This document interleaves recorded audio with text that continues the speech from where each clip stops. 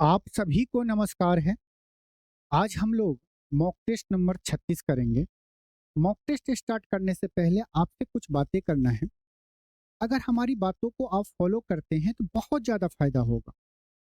चलिए शुरू करते हैं अपनी बातों को। अगर आपने मॉक टेस्ट नहीं दे रहे हैं तो मॉक टेस्ट जरूर दीजिए। और जो स्टूडेंट ये सोचेगा सर 36 नंबर का मॉक टेस्ट है, कंप्लीट कैसे कर पाएंगे, तो देखिए अभी तक हम लोगों ने 35 मॉक टेस्ट कर लिया है। आज को अगर इंक्लूड कर ले तो 36 मॉक टेस्ट हो। एक मॉक टेस्ट को लगभग 1 घंटा से 1 घंटा 15 मिनट में हम लोग कंप्लीट किए हैं। अगर आप टोटल 36 के 36 मॉक टेस्ट देना चाहते हैं, इसके लिए आपको लगभग 36 घंटा लगेगा, मैक्सिमम 36 घंटा लगेगा। और 36 घंटे में आप 36 मॉक टेस्ट दे लें। इससे फायदा क्या होगा? हर मॉक टेस्ट में हम लोगों ने 30 क्वेश्चन का डिस्कशन किए हैं। 30 डिफरेंट टाइप के क्वेश्चन है, अलग अलग टॉपिक से लिया गया है, अलग अलग लेवल का क्वेश्चन। इसका मतलब है कि आप जितनी बार मॉक टेस्ट देंगे, मॉक टेस्ट नंबर 1 से लेके मॉक टेस्ट नंबर आज तक, उतनी बार आपको कंप्लीट मैथ का रिवीजन होगा। तो एग्जाम में आपको बिल्कुल टेंशन नहीं होगा कि सर पहला क्वेश्चन तो प्रॉफिट लॉस का पूछ लिया, दूसरा क्वेश्चन हमें त्रिकोणमिति का पूछ लिया है। उसका प्रैक्टिस आप अभी से ही कर रहे होंगे। दूसरा क्या फायदा होगा कि आपने 36 मॉक टेस्ट देने का मतलब है कि 36 घंटे में आप 36 बार लगभग पूरे मैथ का रिवीजन कर लिए। एक बार आप 36 के 36 मॉक टेस्ट को जरूर दीजिए और आप खुद अपने आप में देखेंगे कि आपको हर क्वेश्चन का और हर टॉपिक का रिवीजन हो गया है। हर एक टॉपिक में आपको पता है कि कुछ पैटर्न होते हैं, कुछ टाइप होते हैं, उसी टाइप पे क्वेश्चन बनता है। आप बोलेंगे सर पहले तो आसान पूछ लिया जाएगा, हो सकता है कि दूसरा क्वेश्चन हार्ड होगा। अरे आपको भी उसकी याद कब आती है? या तो उसे देख लेते हैं, नहीं तो उसके जैसा कोई अगर दिख गया तब याद आता, अच्छा तुझे भूल जाना जाना मुमकिन नहीं। उसी तरह आप जैसे प्रॉफिट लॉस में जाएंगे, प्रॉफिट लॉस का आसान क्वेश्चन होगा, ठीक है आप करेंगे, लेकिन उस टाइम आपका माइंड घूम जाएगी। प्रॉफिट लॉस में क्या होता है? कॉस्ट प्राइस होता है, सेलिंग प्राइस होता है, प्रॉफिट होता है, लॉस होता है, डिस्काउंट होता है, मार्क प्राइस होता है। मार्क प्राइस में जब हम डिस्काउंट देते हैं तो सेलिंग प्राइस पे पहुंचते हैं। प्रॉफिट या लॉस का बात करेंगे तो कॉस्ट प्राइस से हम बढ़ाएंगे घटाएंगे, बस रिवीजन तो यही है। अब जैसा डाटा मिलेगा उस हिसाब से आप क्या करेंगे, उसे सॉल्व करेंगे। तो चलिए एक बार जरूर इस हमारी बातों को गौर से सुनिएगा और इसे फॉलो करिएगा। चलिए आज का मॉक टेस्ट स्टार्ट करते हैं। मॉक टेस्ट नंबर 36 का पहला क्वेश्चन। उम्मीद करते हैं आप लोग बहुत ही अच्छे होंगे, शानदार होंगे, जबरदस्त होंगे और कॉपी और पेन लेके तैयार होंगे क्वेश्चन देने के। आइए क्वेश्चन नंबर फर्स्ट पढ़िए और आंसर बताइए। ये सोच के क्वेश्चन सॉल्व करिए कि घर पे नहीं कर रहे हैं, एग्जाम हॉल में कर रहे हैं, जहां पे आपका टारगेट होना चाहिए कम समय, कम कैलकुलेशन और सही आंसर। आइए दिया गया है, एक दुकानदार को 4800 में मशीन बेचने पर 20% की हानि होती है। 20% का लाभ प्राप्त करने के लिए दुकानदार को उसी मशीन को किस मूल्य पर बेचना चाहिए? ये ऐसे टाइप के क्वेश्चन में हम मानते हैं कॉस्ट प्राइस 100%। अगर कॉस्ट प्राइस 100% होगा तो 20% का क्या हो रहा है? प्रॉफिट हो रहा है। पहले क्या दिया? 20% का हानि दिया है। तो कॉस्ट प्राइस 100% है, 20% का हानि मतलब कि हम कितने में बेचेंगे? 80% में बेचेंगे। 80% का वैल्यू कितना दिया गया है? बोलेंगे 4800 दिया है, यही दिया है ना? ठीक है, हमसे पूछा जा रहा है अगर हम उसी मशीन को या उसी वस्तु को, बोले कुछ भी बोलो, समझो भावनाओं को, उसे अगर 20% के लाभ पे बेचा जाए, मतलब कि कॉस्ट प्राइस अगर 100% है तो 20% लाभ मतलब कि 120 में अगर बेचेंगे तो उसका मूल्य कितना होगा? यही हमसे पूछा जा रहा है, 120% का वैल्यू। अब देखो कैलकुलेशन सबको पता है, यहाँ से जीरो काटोगे 1% का वैल्यू निकालोगे, यहाँ से निकाल लोगे, ठीक है। हम बोलते देखो डाटा कितना आसान है, तो क्यों दिमाग पे स्ट्रेस डालना? हमें पता है कि 120 लाने के लिए 80% का वैल्यू तो पता है। अगर 80% में अगर हम 40% और जोड़ देंगे, अगर 40% और जोड़ देंगे तो हमें 120% मिल जाएगा। 40% कहाँ से आएगा? 80 का हाफ कर देंगे, 4800 का अगर हाफ करेंगे तो कितना होगा? 2400 होगा। 80 + 40 120, 48 24 कितना होगा? 72। अब 72 पे 2 जीरो, मतलब उस मशीन को हमें कितने में बेचना पड़ेगा? 7200 रुपया। ये आप मौखिक कर सकते हैं। मानते हैं कि नहीं मानते हैं? जो स्टूडेंट ये हमारी बातों से एग्री है कि सर इस टाइप की अगर कैलकुलेशन हमें पहले आता, हम मौखिक कर लेते हैं, तो कमेंट में बोलिए यस सर, आपने सही बोला, एक अच्छा सा प्यारा वाला दिल मारे।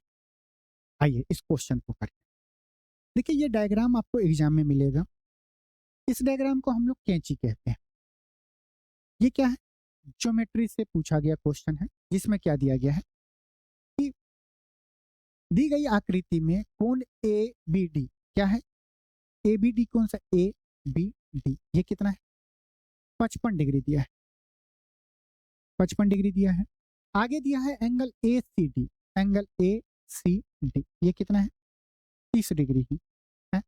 बोलेंगे बिल्कुल सर। यदि कोण बी ए सी क्या है? वाई डिग्री है और गैर प्रतिवर्तित क्या होता है? नॉन रिफ्लेक्स कोण B D C X degree है। इसका मतलब क्या होता है? नॉन रिफ्लेक्स क्या होता है? देखो रिफ्लेक्स एंगल मतलब होता है कि 180 डिग्री से बड़ा और 360 डिग्री से छोटा। तो नॉन रिफ्लेक्स क्या होगा? 80 डिग्री से छोटा एंगल होना चाहिए। इसलिए क्वेश्चन में दे दिया कि कितना स्टूडेंट क्या करेगा? बीडीसी ये वाला एंगल निकालेगा, जो कि हमें एग्जामिनर ये नहीं बोल रहा है। एग्जामिनर बोला इस एंगल का वैल्यू क्या है? एक्स है। तो क्या बताना है? एक्स माइनस वाई का वैल्यू बताना। जो स्टूडेंट बार बार मॉक टेस्ट दिया होगा उसको पता है कि ये कैंची है, इस दोनों एंगल का डिफरेंस क्या होगा? इस दोनों का सम 55 प्लस 30 85 डिग्री। ऑप्शन लगा देगा सी। आपको पता है एक्स बराबर एक्स, इस कोण बराबर कोण बीडीसी बराबर क्या होगा? एक्स डिग्री बराबर 55 डिग्री plus 30 degree plus Y degree. यहाँ से वाई को इकसठ लेंगे तो 85 डिग्री आ। लेकिन जो स्टूडेंट नया है उसे एक बार ये समझा देते हैं, ज्योमेट्री का बेसिक है, इसको बहुत तरीके से कर सकते हैं इस क्वेश्चन को सॉल्व। लेकिन सबसे आसान मेथड क्या है आइए बताते हैं। ये सेम क्वेश्चन बना लिया है, ए बी ये सी है ये डी। अगर हम इस कोण को ऐसे मिला दें, हम बोल दें ये जो एंगल है ये y1 है, ये क्या है? y2 है। ये दोनों कोणों का सम, तो y बराबर क्या हो जाएगा? y1 प्लस y2 हो जाएगा। आप यहाँ पे एग्री हैं? बोलेंगे बिल्कुल सर। अगर हम इसे भी अलग अलग कर दें, x1 और इसे x2 बोल दें, तो x बराबर क्या हो जाएगा? बोलेंगे सर x1 प्लस x2 है। यहाँ तक में किसी को कोई दिक्कत नहीं। अब देखिए क्वेश्चन में एंगल बी कितना दिया गया है? 55 डिग्री। और एंगल कोण सी कितना दिया गया? कोण सी आपको दिया गया है 30 डिग्री दिया गया है। ठीक है। अब देखिए ये जो पॉइंट है ये क्या है? डी है। अब जितनी बात को हम बोले उसको बस आप गौर से देखिए, बाकी को बिल्कुल नजरअंदाज कर दीजिए जैसे वो आपको किया है। त्रिभुज ए डी बी में गौर करिए। अगर ए डी को हम आगे एक्सटेंड किए हैं तो ये कोण x1 क्या है? बाही कोण है, एक्सटर्नल एंगल है। ये एक्सटर्नल एंगल का वैल्यू क्या होगा? ये त्रिभुज का ये बाही कोण है। ये जो बाहरी वाला कोण है, ये एक्सटर्नल एंगल जो है वो बराबर होगा सम ऑफ इसके सम्मुख जो कोण है इंटरनल एंगल, उसके योग के बराबर होगा। इसका मतलब आप बोल सकते हैं कि x1 बराबर क्या होगा? बोलेंगे y1 प्लस 55 डिग्री होगा। ये हो गया x1। इसी तरह अगर आप x2 देखेंगे तो ADC में x2 क्या है? एक्सटर्नल एंगल है। x2 बराबर क्या होगा? 30 डिग्री प्लस y2। x2 बराबर क्या होगा? y2 प्लस 30 डिग्री, यही होगा। अगर हम इसे जोड़ेंगे तो ये क्या होगा? x1 प्लस x2 जिसका वैल्यू क्या है? दो एंगल x1 प्लस x2 क्या है? x है, x लिखेंगे बराबर y1 प्लस y2 क्या हो जाएगा? y प्लस 55 डिग्री प्लस 30 डिग्री कितना हो जाएगा? 85 डिग्री। ये y को इधर लाएंगे तो क्या होगा? x माइनस वाई बराबर 85 डिग्री। ऑप्शन सी हमारा बिल्कुल सही है। जो प्रैक्टिस कर लिया, जिसको ये पता है कैंची इसका वैल्यू क्या है, वो डायरेक्ट कर लेगा।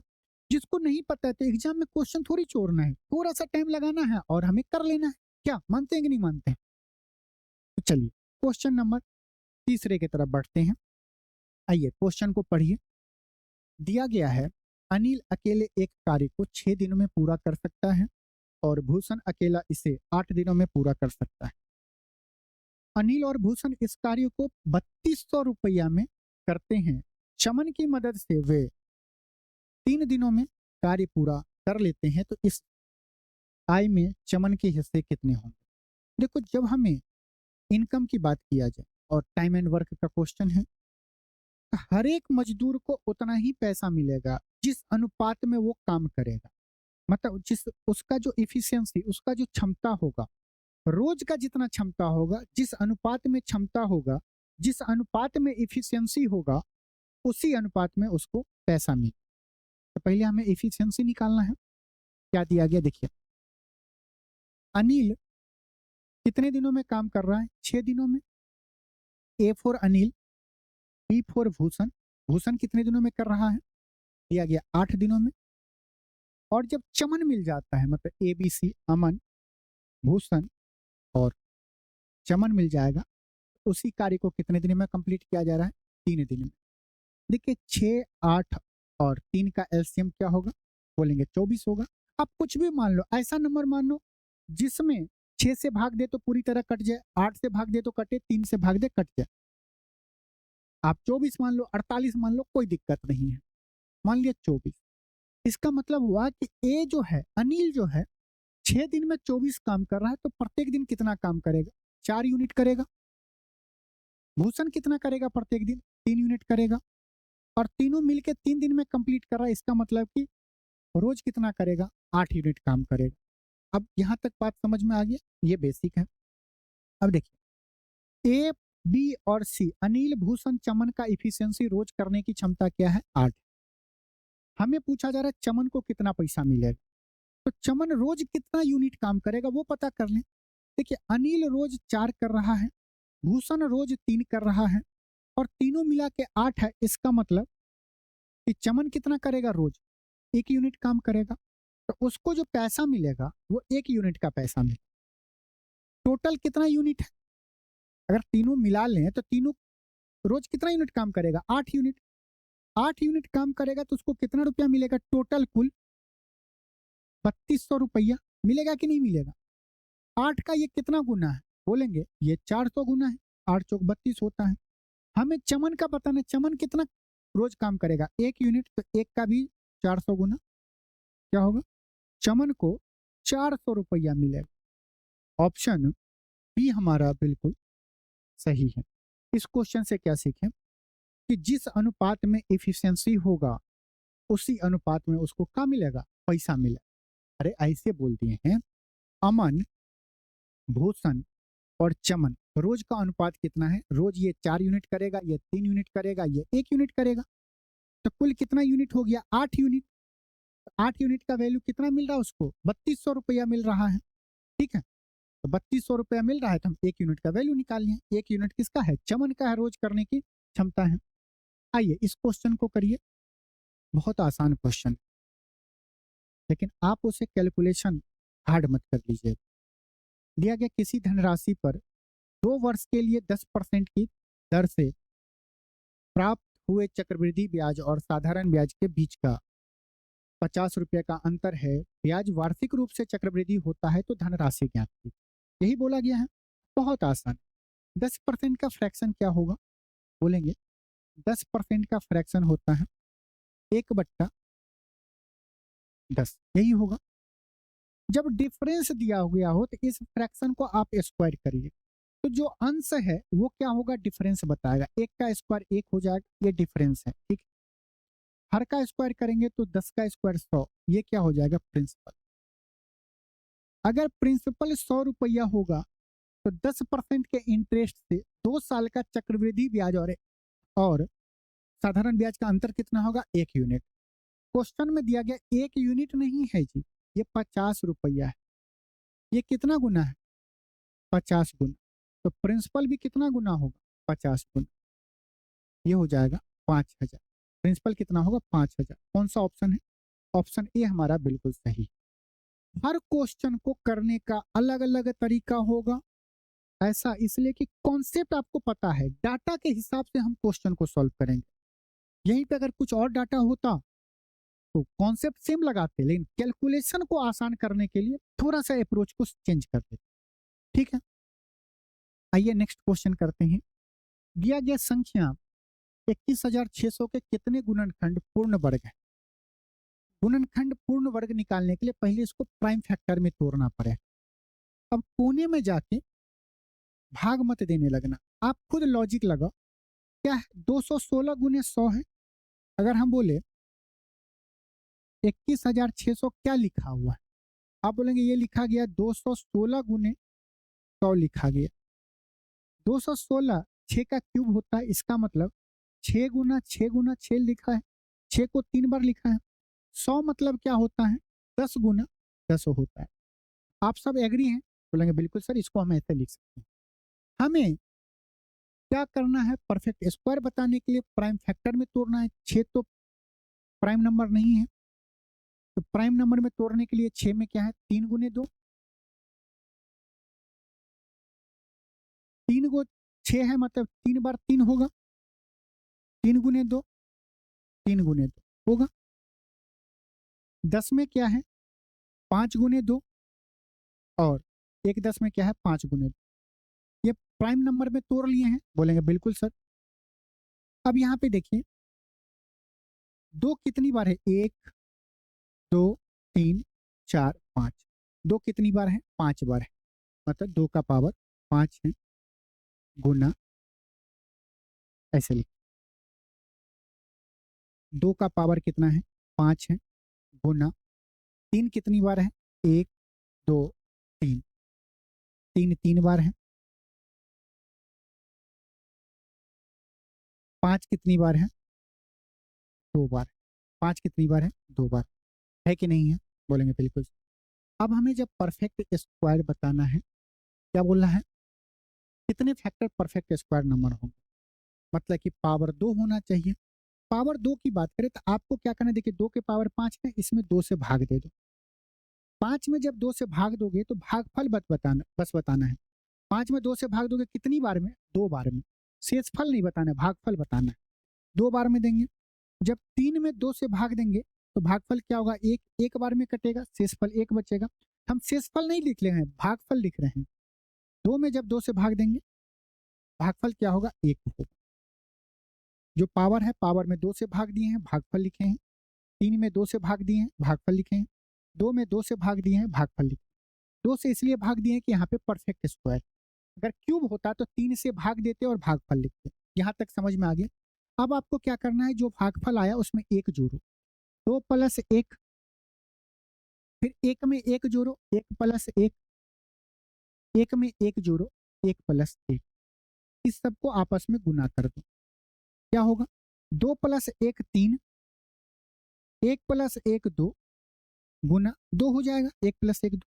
इस सबको गुना कर दो, 3 दूने 6 दूने 12, मतलब कि 12 हमारा सही है। 12 ऐसे फैक्टर होंगे जो कि परफेक्ट स्क्वायर हो। ठीक है, एक बार फिर से आप देखिएगा, बाकी बहुत सारे मेथड होते हैं। ये बहुत आसान और कम समय में सॉल्व करने वाला मेथड हम आपको बताएं। आइए इस क्वेश्चन को करिए। देख रहे हैं हम क्या बोले आपको, हर क्वेश्चन अलग अलग टॉपिक से है।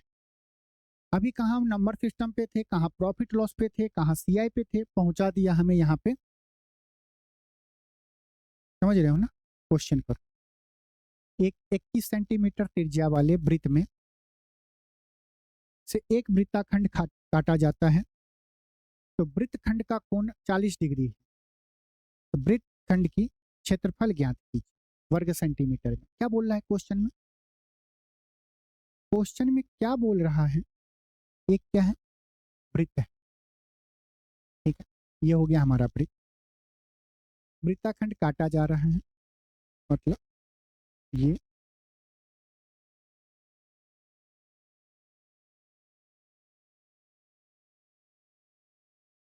इसको हम काट रहे हैं, काटते हैं, इसको काट के निकाल।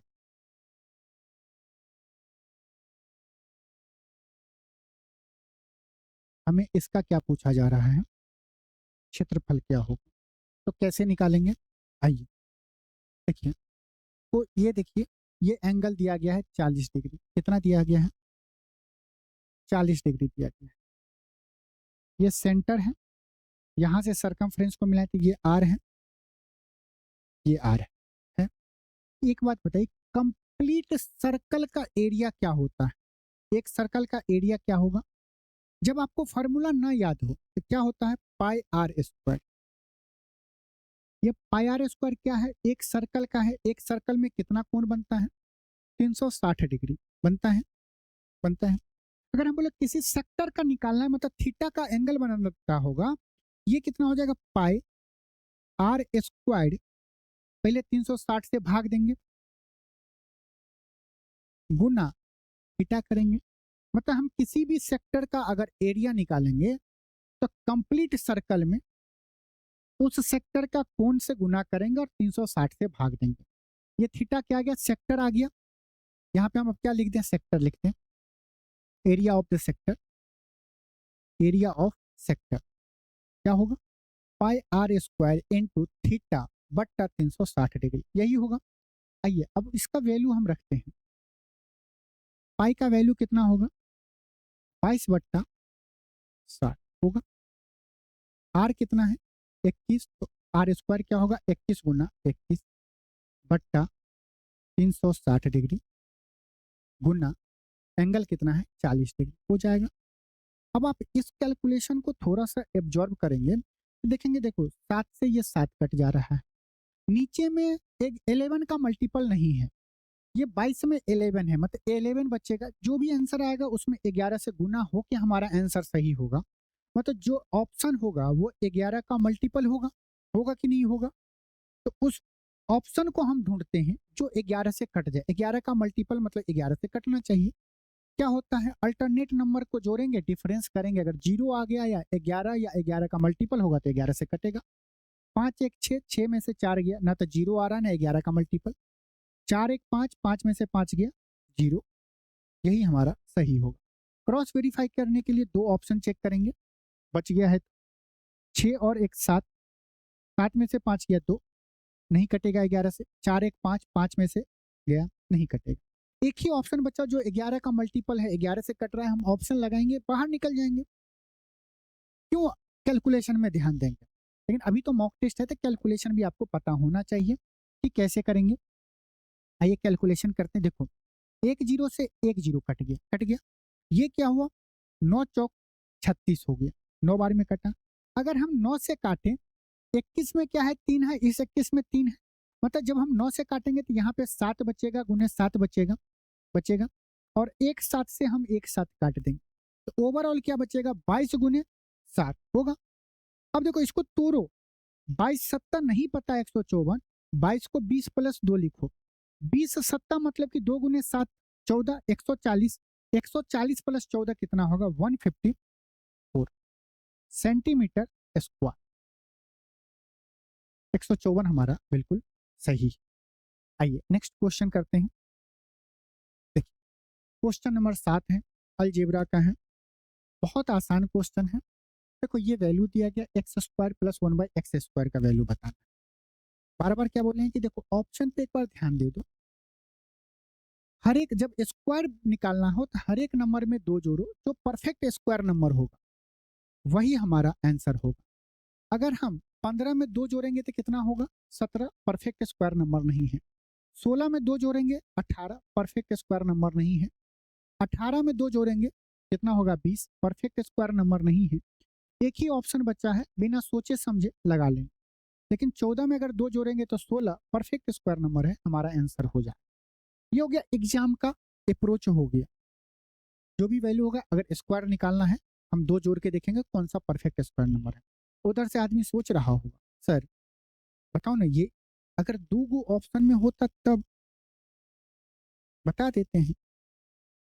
फिर इसे आप गौर से देखेंगे, इसमें अगर हम दोनों साइड एक्स से भाग देंगे तो ये क्या होगा, x minus 4 plus 1/x equal to 0 हो जाएगा।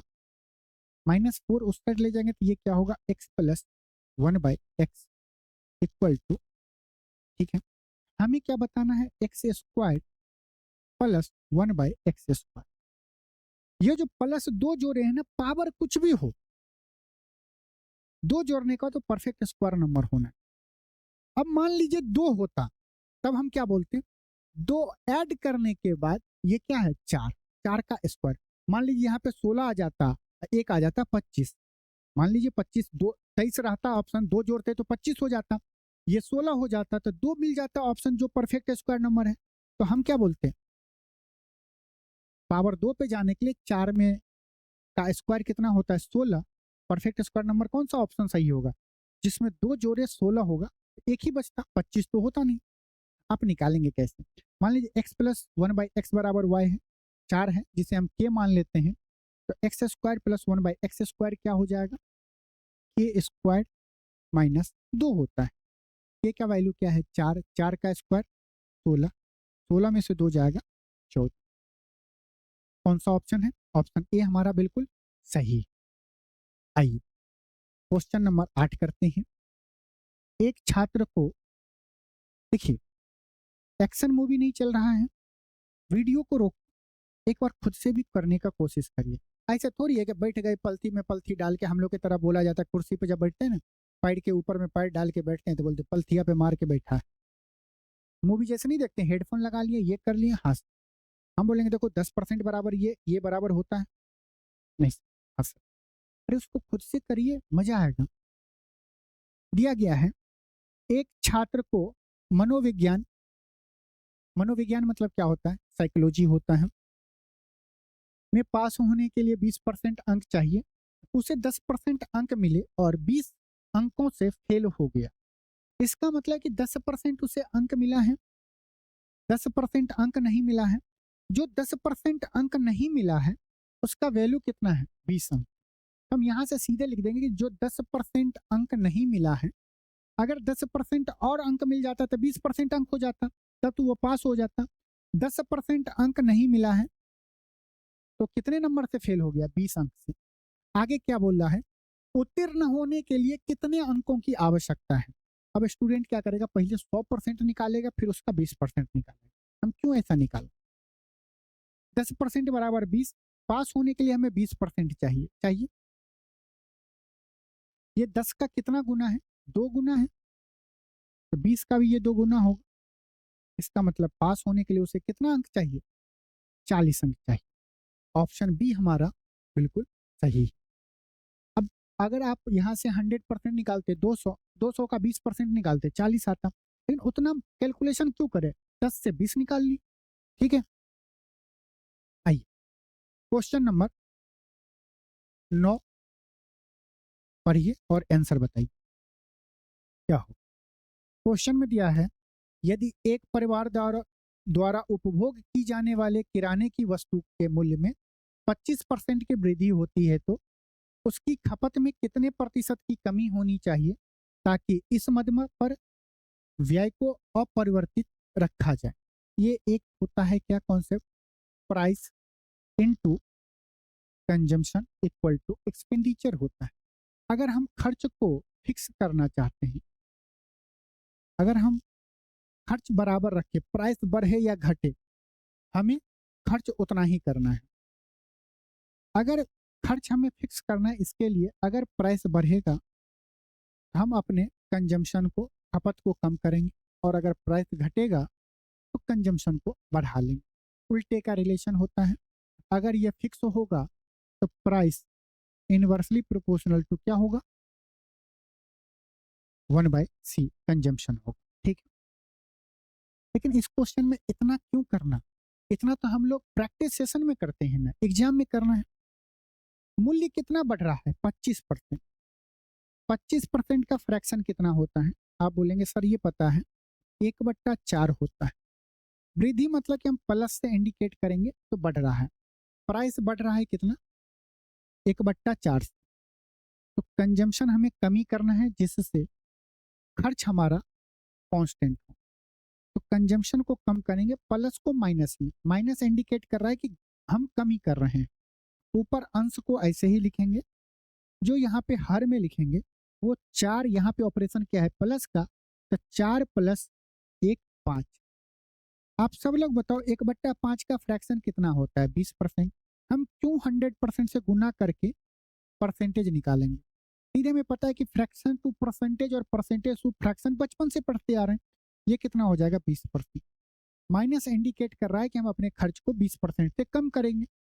ऑप्शन डी हमारा बिल्कुल सही हो। ये हम इसलिए बताएं कि ये जो ऑपरेशन होगा, मान लीजिए यहाँ पे कमी होता, मान लीजिए 25% की कमी करता तो माइनस रखते, अंश को हम ऐसे ही रखते। हर में लिखने के लिए हर को जो हम बढ़ाते तो हर में यहाँ पे क्या लिखते?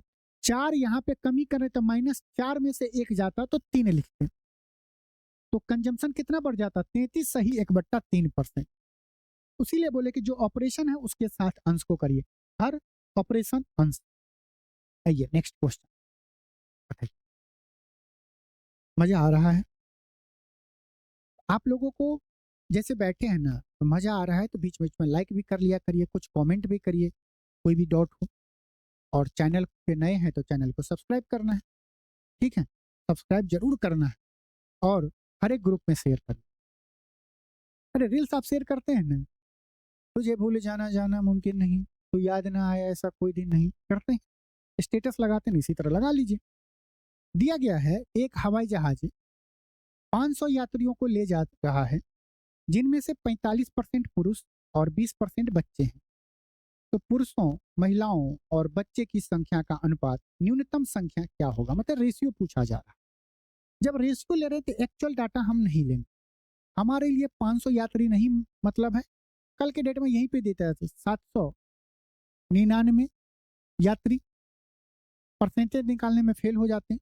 तो जब हमें रेशियो लेना हो या परसेंटेज निकालना तो एक्चुअल डाटा नहीं लेंगे। मान लेते हैं कि टोटल यात्री कितना होगा? 100। उसमें से पुरुष, पी फॉर पुरुष कितना होगा? 45%। 100 का 45%, 45। उसके बाद क्या है? महिला कितना होगा? पता नहीं। चाइल्ड, बच्चे कितने हैं? 20%, 20। टोटल अगर पैसेंजर 100 हैं, जिसमें 45 पुरुष हैं, 20 बच्चे हैं, तो कितना महिला हो जाएंगे? 45, 20, 65। महिला कितना हो जाएंगे? 35 होंगे। हमें बताया जा रहा है इसका अनुपात, रेशियो लेना है। देखो 5 से कटेगा, 5 चौक 20, 7 पच्चा 35, 9 पच्चा 45, 9 रेशियो 7 रेशियो 4। पुरुष, महिला और चाइल्ड का रेशियो क्या होगा? 9:7:4। 9:7:4। ऑप्शन ए हमारा बिल्कुल सही। आइए नेक्स्ट क्वेश्चन, ठीक है? अब देखिए इस क्वेश्चन को अगर आप चाहते ऑप्शन से करने के लिए तो आप कर सकते हैं। हमें बोला जा रहा है कि पहले पुरुष बताना है, फिर महिला बताना है, फिर बच्चे बताना है, ठीक है? तो जो पुरुष का जो वैल्यू होगा, वो जो भी वैल्यू होगा उसको जब 45 में भाग देंगे तो कटेगा। 9 से दे रहे हैं कट रहा है, 9 से दे रहे हैं कट रहा है। बी और डी ऑप्शन एलिमिनेट हो जाता, 2 ऑप्शन बचता। हमें महिला का नहीं पता लेकिन बच्चों का तो पता है। यहाँ पे 20 है, 7 से अगर 20 में भाग देंगे कटेगा, नहीं कटेगा तो ये भी ऑप्शन नहीं होता। सीधा हम कर से ऑप्शन मेथड से भी जाके कर देते हैं। तो ठीक है, आइए क्वेश्चन में दिया गया है किसी विद्यालय में, मजा आ रहा है ना सेशन में? हर एक मेथड मॉक टेस्ट में कॉन्सेप्ट भी बताया जा रहा है, अप्रोच भी बताया जा रहा है, एग्जाम में कैसे सॉल्व करें, अल्टरनेट मेथड क्या होना चाहिए अगर भूल गए तो। हर तिक्रम से हर अप्रोच लगाना है, इधर से उधर से, वहां से अप्रोच लगा के उससे मिलना है, उससे अप्रोच लगा के मिलना है, मिलना तो है। क्वेश्चन नंबर 11, किसी विद्यालय में लड़कों और लड़कियों की संख्या का अनुपात 5:7 था। सत्र के दौरान 8 और लड़कियों को दाखिल हो गया, उसके बाद लड़कियों और लड़कों की संख्या का नया अनुपात 7:1:1 हो गया। तो आरंभ में लड़कों और लड़कियों की संख्या के बीच का कितना अंतर है? देखिए पहले उस स्कूल में बॉय और गर्ल का क्या अनुपात था? 5:7 था। हमसे क्या पूछा जा रहा है? अंतर पूछा जा रहा है, मतलब बॉय और गर्ल का अंतर कितना है? 2 यूनिट है। ऑप्शन में देखेंगे तो सब 2 से कट रहा है, तो मामला यहाँ से सेट नहीं हो पा रहा। बोला जा रहा है कि जब नेक्स्ट ईयर में जा रहा है तो 8 लड़के जुड़ जा रहा है, जिससे रेशियो क्या हो जा रहा है, 1:1 हो जा रहा है। तो हम कैलकुलेशन को आसान करने के लिए हम दोनों में 7 7 से अगर रेशियो में गुना कर देंगे तो ये क्या हो जाएगा, 7:7 हो जाएगा। कर लेंगे तो 1:1 में है, बोलेंगे बिल्कुल। देखो लड़कियों में तो हम चेंज नहीं कर रहे, तो ये 7, वाई 5 है, 5 से 7 हो गया है। कितना यूनिट बढ़ रहा है, 2 यूनिट बढ़ रहा है। ये 2 रेशियो है। 2 यूनिट कब बढ़ रहा है, जब 8 लड़के बढ़ रहे हैं। 2 यूनिट का वैल्यू कितना, 8 लड़के बढ़ रहे हैं। और हमें अंतर बताना है, अंतर कितना, 2 यूनिट का। तो 2 यूनिट का वैल्यू 8 है, अंतर कितना होगा, लड़के और लड़कियों का 8 होगा। कोई जरूरी नहीं एक्स मानना वाई मानना, कर लेना है। फिर से बॉय गर्ल का रेशियो दिया गया है, हमें बोला गया कि 8 ऐड करने के बाद रेशियो कितना हो जा रहा है, 1:1 हो जा रहा है। हम अपने सहूलियत के लिए 7 से इसलिए गुना किए हैं कि गर्ल का रेशियो क्या है, 7 यूनिट। तो 7 7 हो जाएगा, इसको काटेंगे तो 1:1 में है। लड़कियां ऐड नहीं हो रही तो 7 है, लेकिन बॉय का रेशियो 5 है, 5 से 7 हो रहा है। 2 यूनिट ऐड करेंगे तभी 7 होगा। हम यूनिट ऐड कर रहे हैं तब होगा। तो 2 यूनिट का वैल्यू कितना है, 8 लड़के ऐड हो रहे हैं। 2 यूनिट का वैल्यू 8 है। हमें अंतर बताना है 2 यूनिट का, बॉय और गर्ल का अंतर कितना है, 2 यूनिट का है। 2 का वैल्यू कितना होगा, 8। ऑप्शन बी हमारा बिल्कुल सही है। आइए करिए इस क्वेश्चन, त्रिकोणमिति का है, बहुत अच्छा क्वेश्चन। साइन 45 डिग्री प्लस ए माइनस कॉस 45 डिग्री माइनस ए का मान ज्ञात कीजिए। क्या होगा बताइए। देखिए एक बात आपको पता है, यदि इफ एंगल ए और एंगल बी का सम 90 डिग्री हुआ, तब देन साइन ए बराबर कॉस बी हो जाएगा। ठीक है, अगर हम कॉस बी को इधर ला जाए, ये क्या होगा, sine A minus cos B equal to 0। ये बताइए sine A minus cos B कर रहे हैं, ये 0 कब होगा, जब दोनों के एंगल का सम 90 डिग्री होना चाहिए। दोनों के एंगल का सम 90 डिग्री होना चाहिए, तब sign A minus cos B कितना हो जाएगा, 0। एक बार जोड़ के देखते हैं, क्योंकि sine theta minus cos theta का वैल्यू पूछा जा रहा है। जोड़ के देखते हैं क्या हो जाएगा, 45 डिग्री प्लस ए जमा 45 डिग्री माइनस ए। माइनस ए से प्लस ए कट गया, 45 45 90, मतलब दोनों के एंगल का सम कितना है, 90 डिग्री है। मतलब कि ये बराबर क्या हो जाएगा, 0। मौखिक क्वेश्चन, क्या था, मौखिक क्वेश्चन, बशर्ते कि आपको वो बात याद रहता। चलो यहाँ पे कुछ बातें और लिख दे रहे हैं। tan ए बराबर cot बी होगा और cosec ए बराबर sec बी हो जाएगा। ठीक है, cosec ए बराबर sec बी हो जाएगा। अब जैसा रिलेशन देगा वैसा, कभी कभी दो tan ए इंटू tan बी cot बराबर 1/tan बी हो जाएगा। tan इधर आ जाएगा तो tan ए इंटू tan बी क्या होगा, 1 होगा। बहुत सारे क्वेश्चन ऐसे होंगे। नेक्स्ट क्वेश्चन बताइए। देखिए दो पुरुष एक स्थान से एक ही दिशा में क्रमशः 5 किलोमीटर प्रति घंटा और 5.5 किलोमीटर प्रति घंटा की चाल से यात्रा शुरू करते हैं। वह कितने समय के बाद एक दूसरे से 8.5 किलोमीटर की दूरी पर होंगे, बताइए, कमेंट करिए जल्दी से, क्या होगा।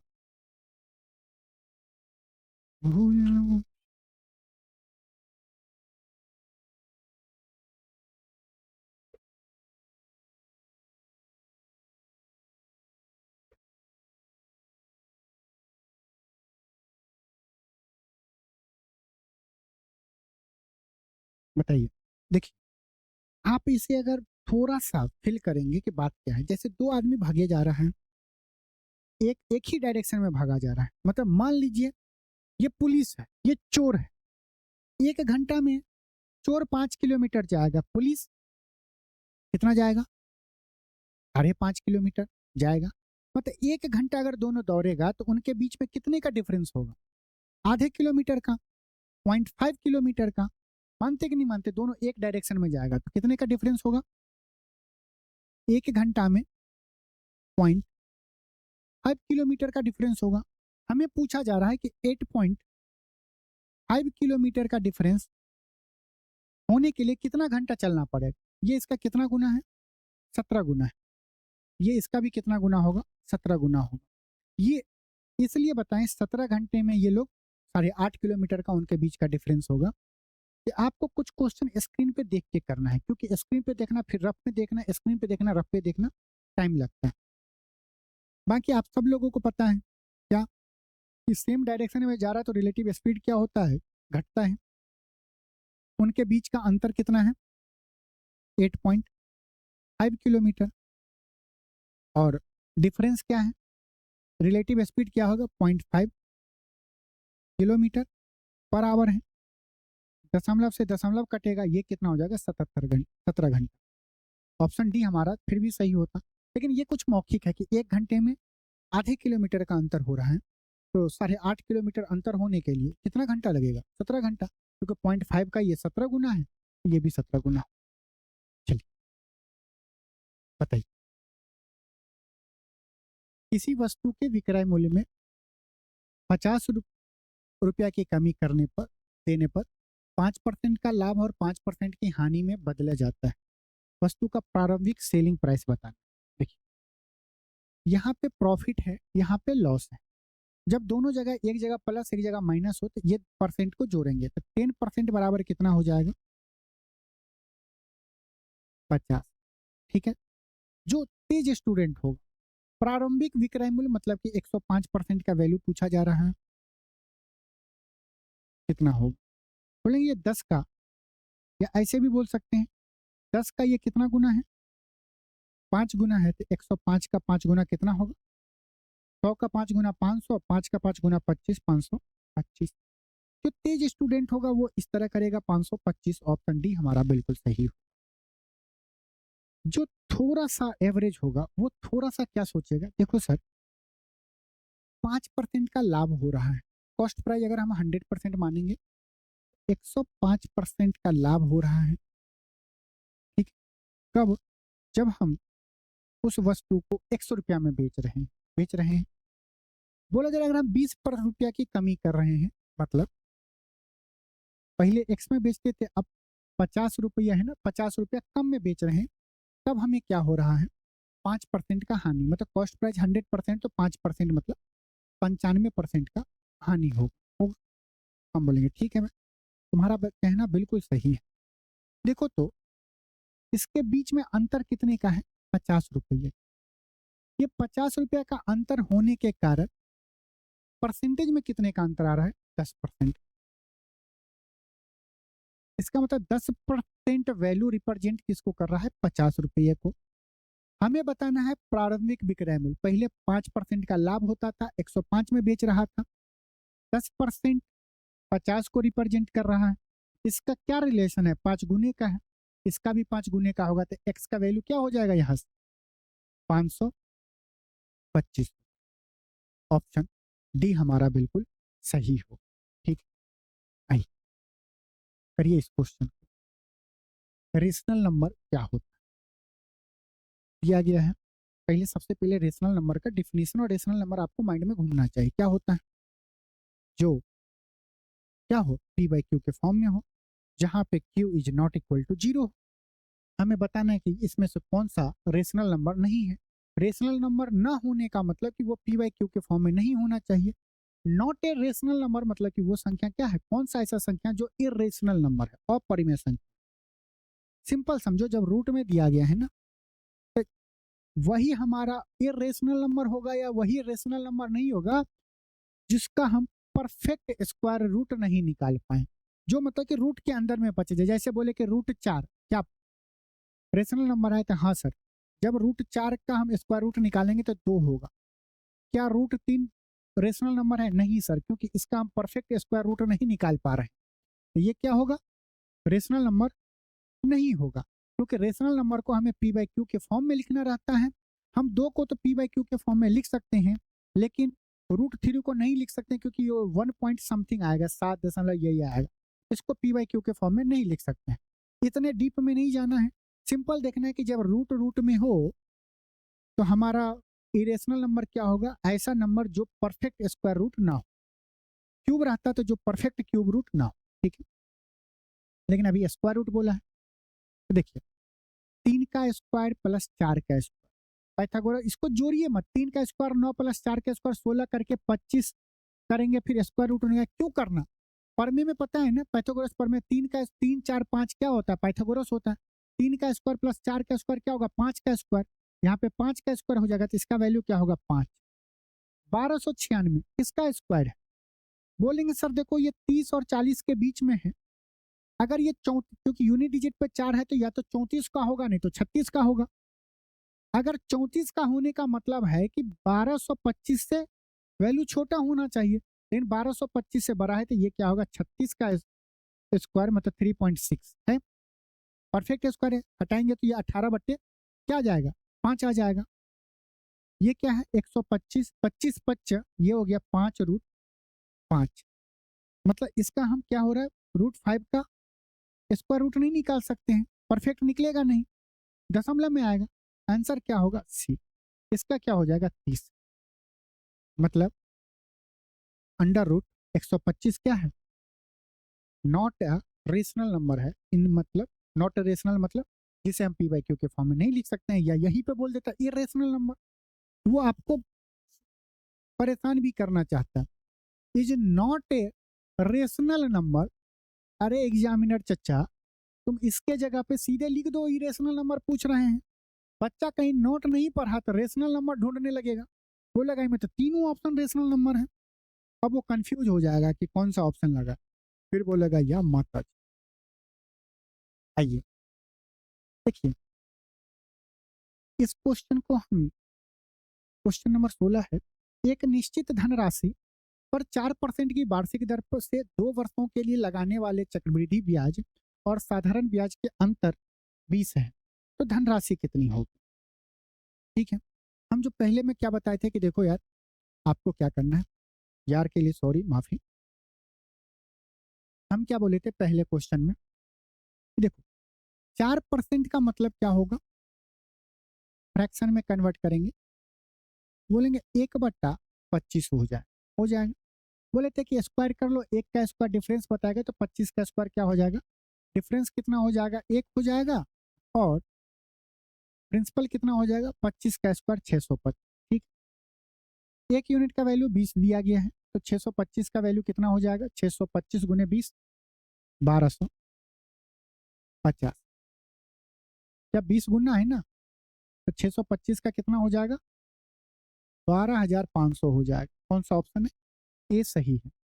लेकिन यहीं पे अगर कोई वैल्यू क्या होता, उल्टा सीधा होता, 37.5 ये रहता, तब क्या करते, 625 में गुना करना मुश्किल होता। तो एक मेथड वहां पे था, डाटा आसान था। एक और सेम क्वेश्चन, इसको हम कैसे करेंगे इस टाइप में, मान लीजिए यहाँ पे 8% होता, मान लीजिए यहाँ पे 12% होता, तब कैसे करते हैं।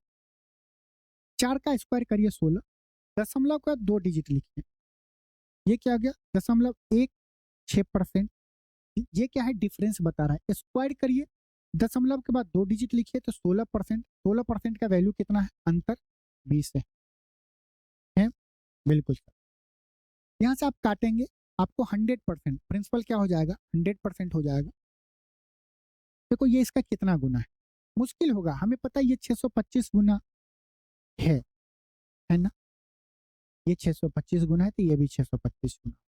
लेकिन 100% निकालने के लिए आप कैलकुलेशन कैसे करेंगे, जब 4 से भाग देंगे तो ये क्या होगा, 0.04% का वैल्यू क्या हो जाएगा, 4 से भाग देंगे तो 5, तो 4% क्या हो जाएगा, बोलेंगे 500।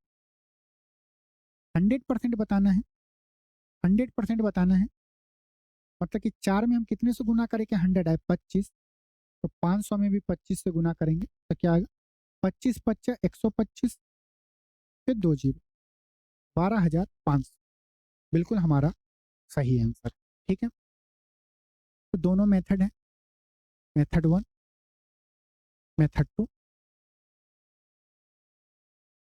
मेथड 1 और मेथड 2।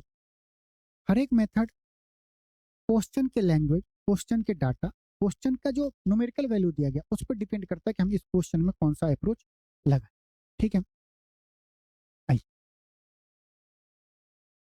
दिया क्या गया है, क्वेश्चन नंबर 17 है, 5 पुरुष किसी दीवार को 12 दिन में बना लेते हैं, तो मूल दीवार से 50% अधिक दीवार 10 दिन में बनाने के लिए कितने पुरुष की आवश्यकता हो, बताइए। 50% अधिक मतलब 50% का फ्रैक्शन कितना होता है, बोलेंगे 1/2। मतलब अगर पहले टोटल काम भी 2 होता था तो अब कितना होगा, 3 होगा। 50%, 2 का 50% 1 होता है। ये किस कॉन्सेप्ट पे है, M1D1/W1 इक्वल टू M2D2/W। इस कॉन्सेप्ट पे होगा। कितना आदमी, 5 आदमी, कितना दिन, 12 दिन, कितना काम, पहले मान लेते हैं 2 यूनिट होगा, 2 मानो, 200 मानो, 2 लाख मानो, कुछ भी मानो, 2। ठीक है, बराबर। कितना आदमी नहीं दिया गया है, M2 हमें बताना है, गुना कितना दिन, 10 दिनों में, कितना काम करना है, इसका 50% अधिक, 2 का 50% अधिक क्या होगा, 3 हो जाए। ठीक है, सॉल्व करेंगे, कहाँ से शुरू करना है, 5 दूनी 10। ठीक है, 2 छक, 2 से कटेगा 3 बार में, 3 में 3 से गुना होगा 9। M2 कितना हो जाएगा, 9। मतलब उस काम का 50% बढ़ाने के बाद 10 दिनों में कंप्लीट कराना चाहते हो, उसके लिए कितने आदमी आवश्यकता होगा, 9 आदमी का आवश्यकता होगा। चलिए बताइए क्या होगा आंसर। क्वेश्चन को पढ़ना भी है, समझना भी है। क्या दिया गया क्वेश्चन में, किसी कार के मूल्य में प्रति वर्ष 20% की दर से अवमूल्य, मतलब कि क्या हो रहा है, डेप्रिसिएट कर रहे हैं, घटा रहे हैं, प्रति वर्ष हो रहा है, तो 2 वर्ष बाद कार का मूल्य का कितना हो जाएगा, 4,80,000 हो जाएगा। तो कार का वास्तविक मूल्य ज्ञात कीजिए। 20% का फ्रैक्शन कितना होता है, बोलेंगे 20% का फ्रैक्शन होता है 1/5, मतलब कि कितना कमी हो जाएगा, 5 से 4 हो जाएगा 1 साल में। फिर अगले साल कितना हो जाएगा, 5 से 4 हो जाएगा।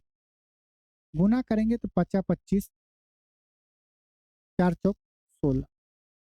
ये रेशियो क्या बता रहा है, 2 साल पहले अगर कार का मूल्य 16 रुपया हो, 25 रुपया हो, तो 2 साल के बाद कितना हो जाएगा, 16 रुपया। क्वेश्चन में दिया गया, देखो कैलकुलेशन के लिए 4 जीरो तो होगा ही होगा, बस आप 48 पे, तो क्या होगा, 16 तिया 48, 3 गुना, तो 25 का भी ये क्या होगा, 3 गुना होगा, 75। हमारा आंसर क्या होगा, ऐसा नंबर जिसका क्या हो, 75 हो। इसमें नहीं है, इसमें नहीं है, एक ही में है। जीरो मिला लेंगे, क्योंकि 2 जगह होता है फिर जीरो मिलाते, क्योंकि देखो यहाँ पे 4 जीरो लिखने का मतलब कि 4 सेकेंड हम जा रहे हैं, फिर यहाँ पे लिखेंगे 4 सेकेंड, फिर यहाँ पे लिखेंगे 4 सेकेंड, ना 4 सेकेंड तो 2 सेकेंड, फिर यहाँ पे लिखेंगे कितना सेकेंड अननेसेसरी जा ना जाए।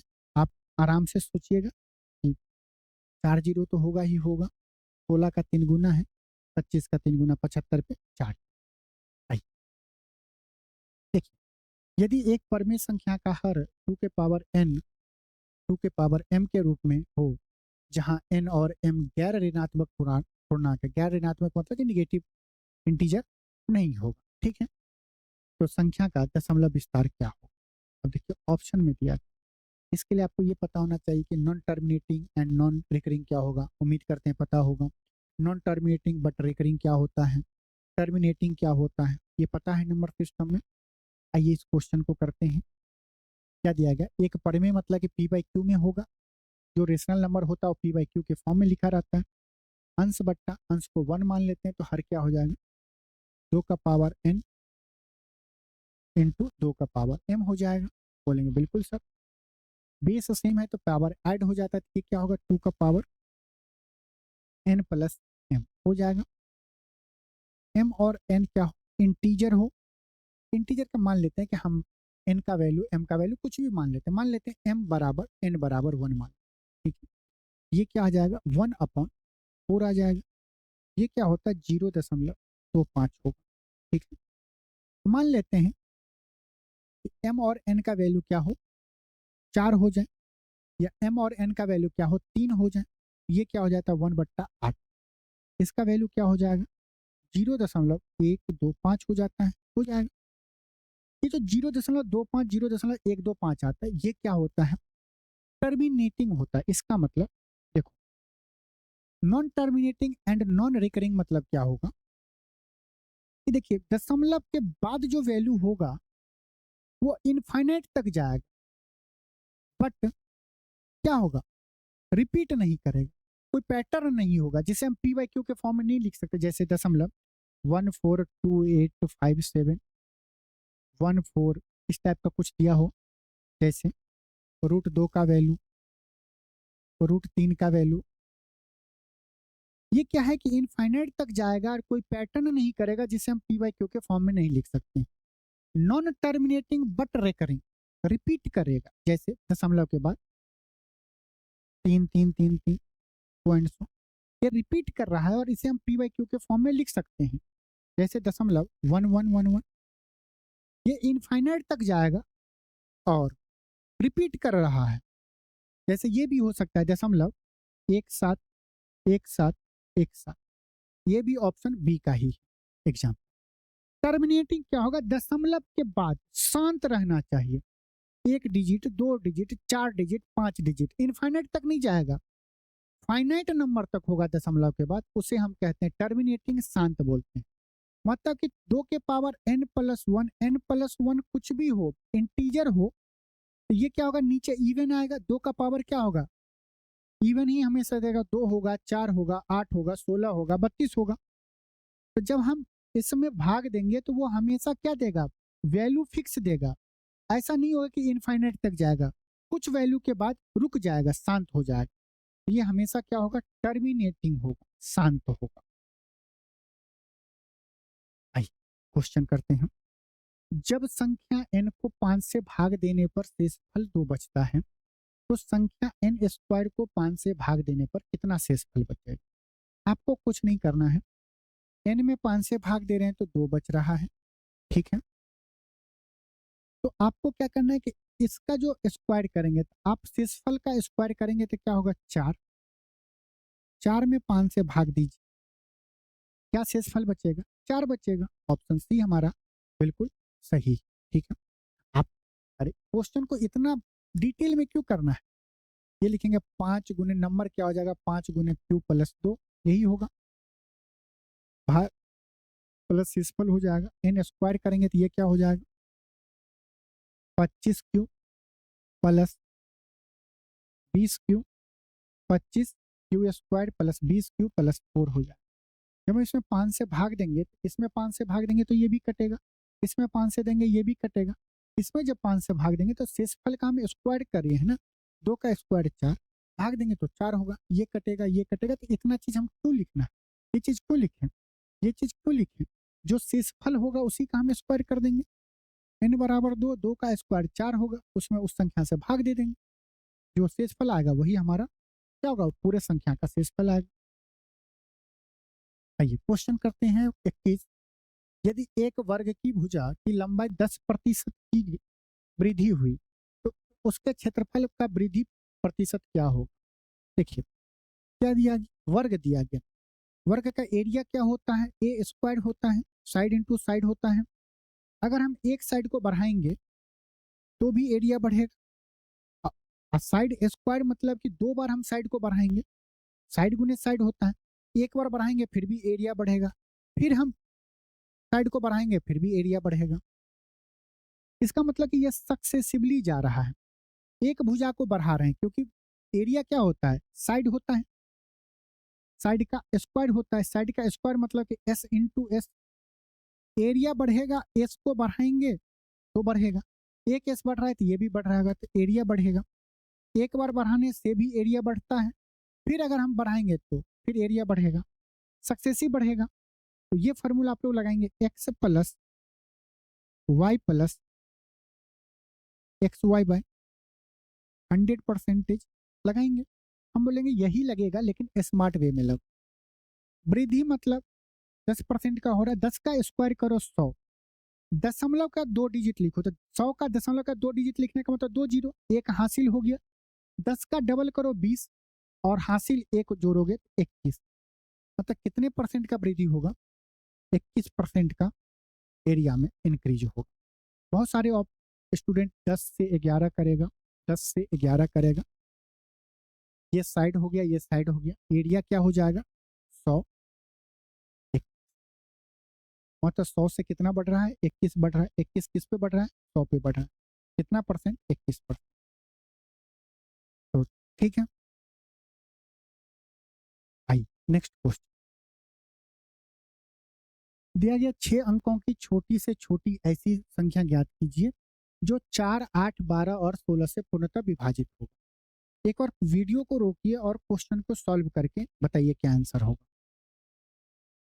देखिए, मतलब जो भी छोटी से छोटी संख्या होगी वो 4 से 8 से 12 से 16 से विभाजित होना चाहिए। हम क्या करते हैं? सबसे पहले देखिए, सबसे आसान होता है पहले, देखिए 12 में क्या है? 3 है। अगर 9 रहता तो 9 से चेक करते हैं, क्योंकि 9 से विभाजता का नियम क्या होता है? सम ऑफ डिजिट करेंगे, अगर वो 9 से भाग हो गया तो 9 से भाग हो जाएगा। 3 से क्या होता है? सम ऑफ डिजिट करेंगे, अगर वो 3 से भाग हो रहा है मतलब वो संख्या 3 से विभाजित हो जाएगा। तो 12 में क्या? 4 या 12 है?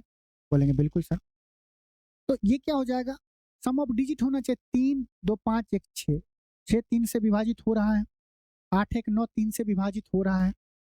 9, 1, 10 3 से विभाजित नहीं हो रहा है, ये 12 से नहीं होगा।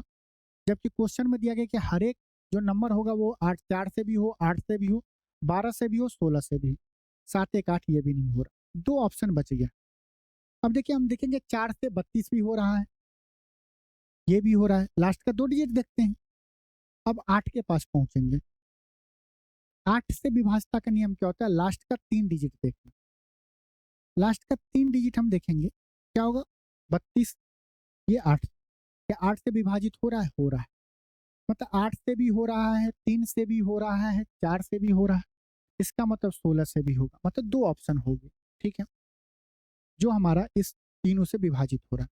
तब पहुंचेंगे क्वेश्चन के पास। क्वेश्चन वाला वो 6 अंकों की छोटी से छोटी संख्या, ये बताओ इन दोनों में छोटी कौन सी है? ऑप्शन ए है। अगर बड़ी से बड़ी संख्या पूछता 6 अंकों का इस ऑप्शन में से, हम बोलते ये होता ऑप्शन सी सही है। अभी कौन सा ऑप्शन सही होगा? ए सही होगा। ए हम कैसे किए? इसमें दिया गया 6 अंकों की छोटी से छोटी संख्या, ठीक है। आइए, एक समकोण त्रिभुज का परिमाप 60 सेंटीमीटर है तथा इसके कर्ण की लंबाई 26 सेंटीमीटर है। त्रिभुज का क्षेत्रफल क्या? बताइए कैसे क्या होगा? क्वेश्चन में क्या दिया गया? देखिए, एक क्या है? समकोण त्रिभुज है ना। इसका हाइपोटेनस कितना दिया गया? 26 दिया। ये 90 डिग्री। मान लेते ये भुजा x तो होगा, ये भुजा y होगा। पेरीमीटर क्या होगा? x plus Y plus 26। दिया गया कितना? 60। इसका मतलब x प्लस वाई कितना हो जाएगा? 34। तीनों साइड को जोड़ने के बाद पेरीमीटर दिया गया है 60, तो x प्लस वाई क्या हो जाएगा? 34 हो जाएगा। बोलेंगे बिल्कुल सर। और हमें समकोण त्रिभुज का एरिया क्या होता है? बोलेंगे हाफ इंटू समकोण बनाने वाली भुजा क्या होगा? x into Y. अब हमें x प्लस वाई पता है, एक्स वाई नहीं पता है, कैलकुलेशन हार्ड हो जाए। अगर आप ट्रिपलेट जानते हैं, ये देखिए 26 देखने से लग रहा है कि ये क्या है? 13 का डबल है ना। तो 13 से कौन सा ट्रिपलेट बनता है? 5, 12, 13। ये क्या होगा? हाइपोटेनस होगा। सबसे बड़ा जो नंबर होगा वो हाइपोटेनस होगा। 26 दिख रहा है तो ये डबल करेंगे, ये 26 हो जाए। ये डबल कर रहे हैं तो इसे भी डबल करेंगे, ये क्या हो जाएगा? 24। और इसको डबल करेंगे तो ये क्या हो जाएगा? 10। अब चेक करेंगे कि अगर 26 होगा तो क्या दोनों भुजा का सम कितना रहा? 34। 10 प्लस 24 कितना है? 34। हाँ, सेटिस्फाई हो रहा है। मतलब कि ये कितना x कितना हो जाएगा? 10। वाई कितना हो जाएगा? तो ट्रिपलेट अगर याद होगा तो बहुत आसानी से कर लेंगे। अब क्या करें, एक्स और वाई का वैल्यू रख देते हैं।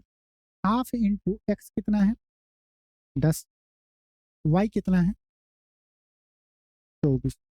कितना हो जाएगा? 120 सेंटीमीटर स्क्वायर। कौन सा ऑप्शन है? ऑप्शन ए हमारा बिल्कुल सही। बस ट्रिपलेट आपको याद होना चाहिए, बाकी करने का मेथड बहुत है, बहुत लेंदी जाएगा। बताइए इस क्वेश्चन का जवाब क्या होगा? प्रति किलो गेहूं की कीमत में 25% की कमी के कारण जॉन, अगर आपको लग रहा है कि हम फास्ट जा रहे हैं, आप क्वेश्चन को रोकिए, एक बार खुद से करिए, फिर करिए, ठीक है।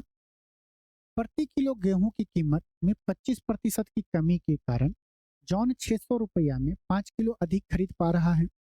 प्रति किलो गेहूं का मूल्य ज्ञात कीजिए। ये बताइए, कमी 25% का हो रहा है, तो हम क्या बोले कि हम 5 किलो नहीं खरीदते, तो 600 रुपया हर एक बार लेके जाते हैं, तो 25% हमें पैसा मिल जाता कि नहीं मिलता?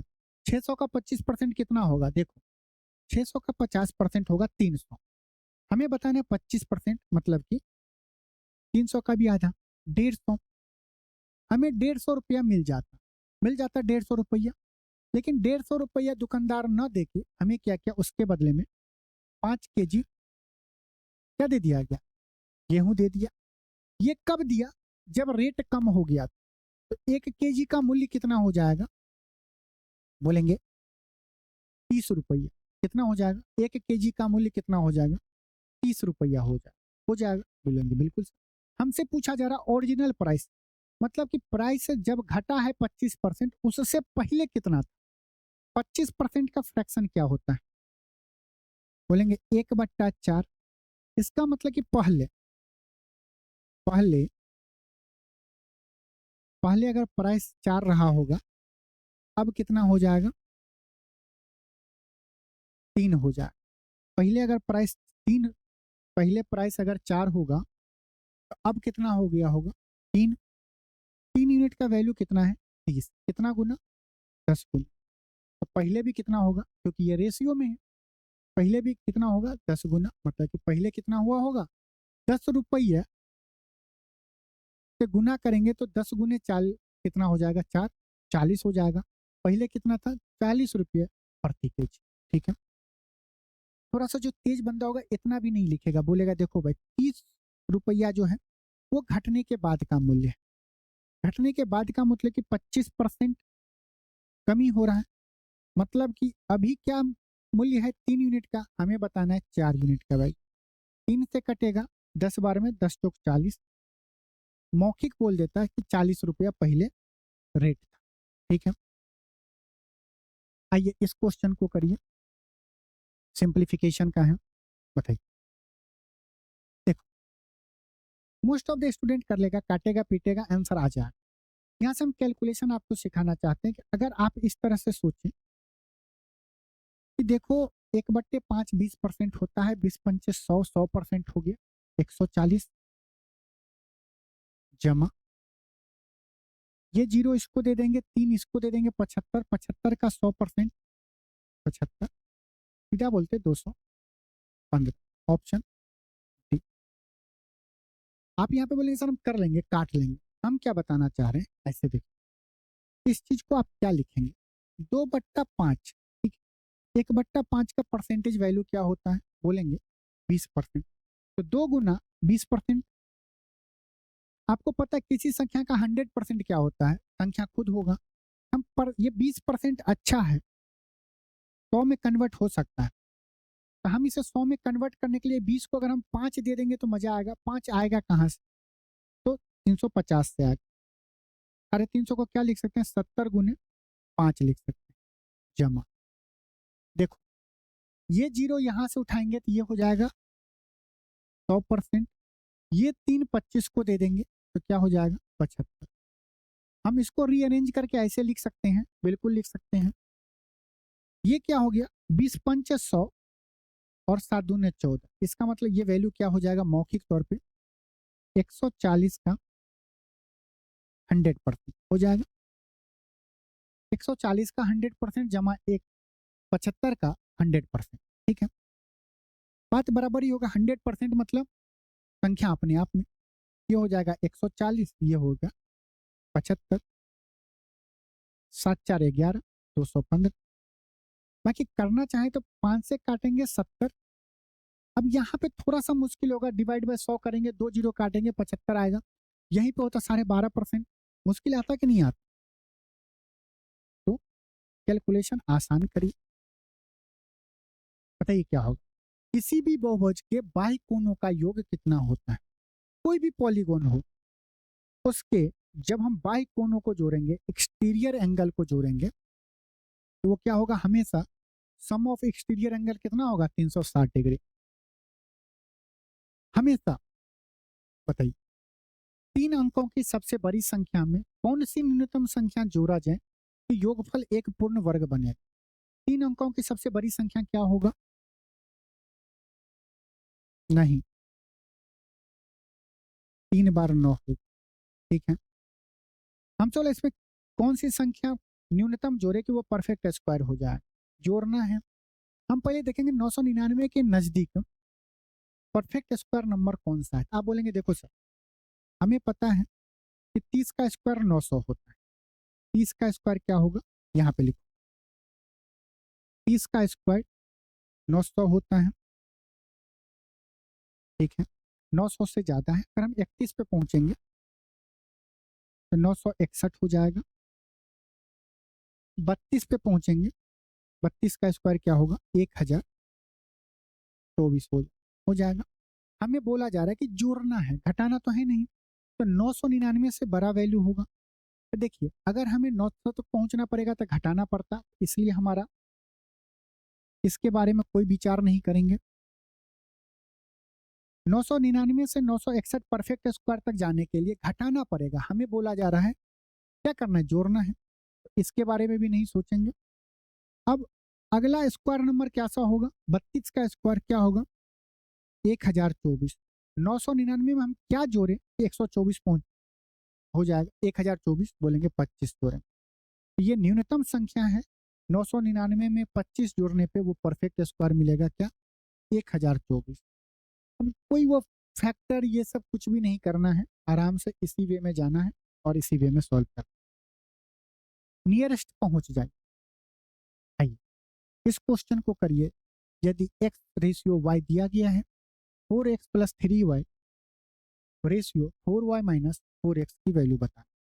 देखिए स्टूडेंट क्या करेगा? y का वैल्यू रखेगा, x का वैल्यू रखेगा, गुना करेगा, मगअप अपने आप को करेगा।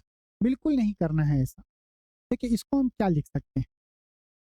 4x प्लस 3y बोलेंगे सर आप इसको लिख सकते हो x plus 3 into X plus Y लिख सकते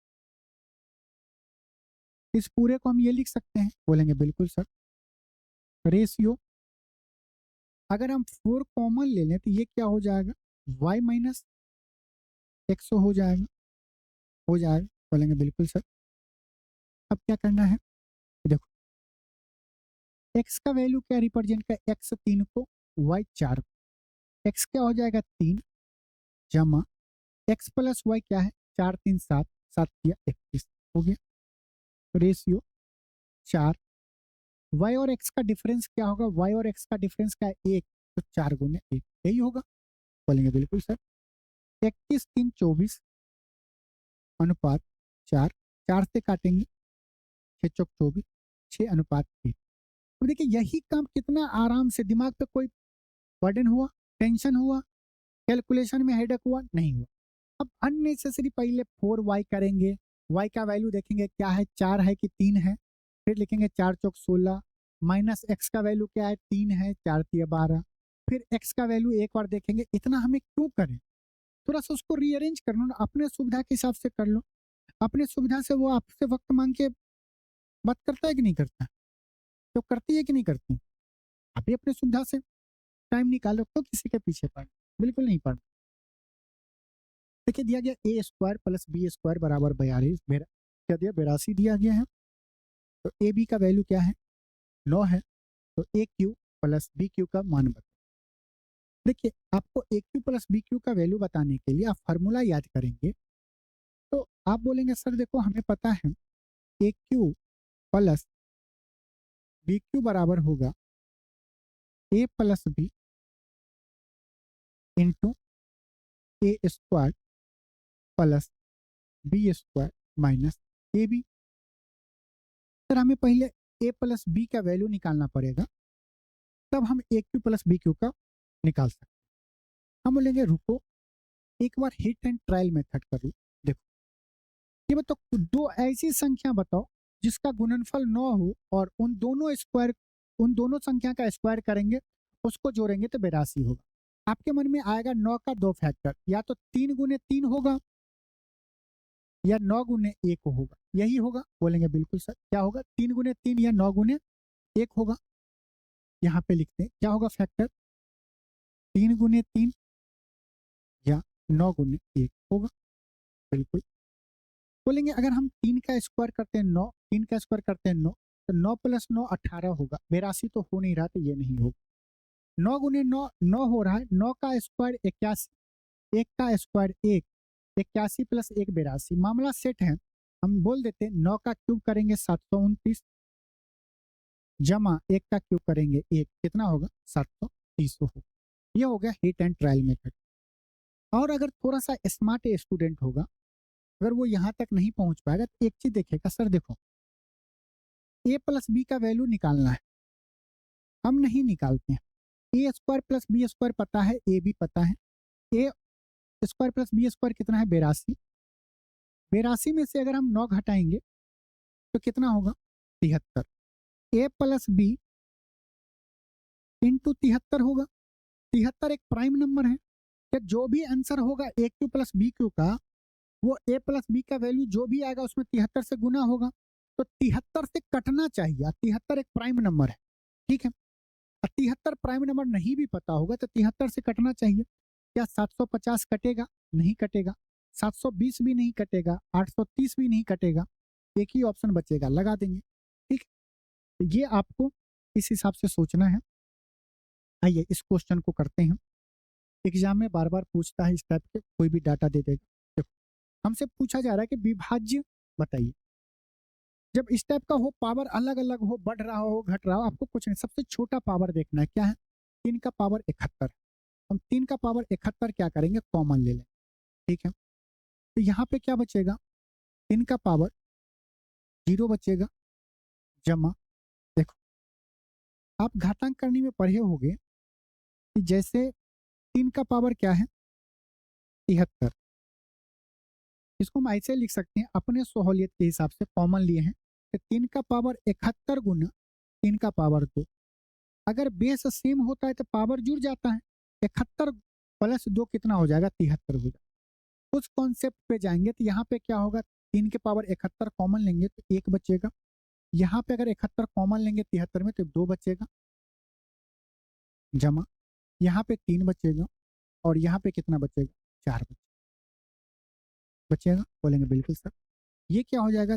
3 का पावर 71, 3 का पावर 0, किसी के भी पावर 0 1, 3 का पावर 1 3, 3 का स्क्वायर 9, 3 का क्यूब 27, 27 का 3 गुना 81, 3 का पावर 4 कितना होगा? 81, या 9 का स्क्वायर 81। ठीक है, इसको सॉल्व करेंगे। देखो 3 1 4 9 4 13 ऐसे मत करना, थोड़ा सा एक बार अपनी नजर को है ना दोहराओ। कैसे दोहराओ? देखो सर 81 और 9 90 होगा, 27 और 3 30 होगा, 90 और 30 120 हो गया, प्लस 1 121। मतलब इस पूरे संख्या को जब हम सिंप्लीफाई करेंगे, 3 के पावर 71 गुने 121 आएगा। मतलब ये जो संख्या है वो 3 के पावर 71 से भी कटेगा, 121 से भी कटेगा, और 121 के मल्टीपल से भी कटेगा। अब 3 का पावर 71 कहीं नहीं नहीं है, 121 भी कहीं नहीं, लेकिन 121 का फैक्टर क्या क्या है? बोलेंगे 11 है, 11 से कटना चाहिए। ऑप्शन सी हमारा बिल्कुल सही है। ठीक है, तो चलिए आज हम लोग टोटल 30 क्वेश्चन किए हैं। हर क्वेश्चन को सॉल्व किए हैं, हर वो अप्रोच इस्तेमाल किए हैं जिससे आपको समझ में भी आ जाए, एग्जाम में टाइम भी बचे, चाहे कैलकुलेशन हो, अप्रोच हो, कॉन्सेप्ट हो। आपको एक बार कमेंट करके बताना है कि आज के मॉक टेस्ट में आप सब लोगों ने कितने कितने क्वेश्चन का सही जवाब अपना अपना और रियल बताना, उसकी कसम खाते हैं कि आपने कितने क्वेश्चन का सही जवाब दिया है और अप्रोक्सीमेट आपको कितना समय लगा। यकीन मानिए अगर आप रोज मॉक टेस्ट दे रहे हैं तो आपको इस बार एग्जाम क्रैक करने से कोई भी नहीं रोक सकता। तो चलिए मिलते हैं नेक्स्ट मॉक टेस्ट में। आप सभी लोग अपना ख्याल रखिएगा। चलिए, नमस्कार, जय हिंद।